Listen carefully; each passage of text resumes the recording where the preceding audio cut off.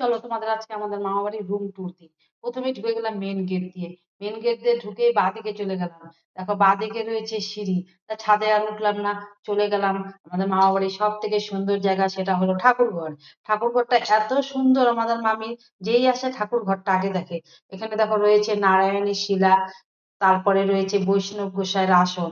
এটা কিন্তু আমাদের অনেক পুরনো ঠাকুর। ঠাকুর ঘরটা দেখো কি সুন্দর গোছানো। আমাদের মামি ঠাকুর ঘর খুবই সুন্দর দেখতে। আমার মামা তো হোলসেল বিজনেস করে। শীতের মাল ঢুকেছে, তার চারিদিকে দেখো শুধু মাল আর মাল। ঘরগুলো একদম অগোছালো হয়ে আছে।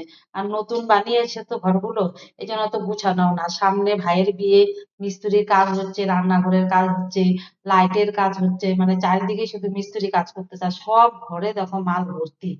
তা আমার বিয়ের আগেই সব গোছানো হবে ঘর দুয়ার। তা এখন একটু অগোছালোই দেখো তোমরা সবাই। তারপরে চলে গেলাম এই যে রান্নাঘর, দেখো এটা। তার পাশেই রয়েছে আর এই যে এটা আমার ভাইয়ের ঘর। এখন তো অগোছালো রয়েছে, বিয়ের জিনিসপত্র ঢুকলেই সব আবার মানে সুন্দর করে গোছানো হবে। এটা এখন একটা একটা কি রান্নাঘর, এটাতে এখন আমার মামি আপাতত রান্না করে এটাতে। পাশেই রয়েছে বাথরুম। তারপরে এখন চলো তোমাদের দেখানোর মামি আজকে কি রান্না করেছে। ওখানে শোল মাছের ঝোল করেছে ফুলকপি আলুতে, তার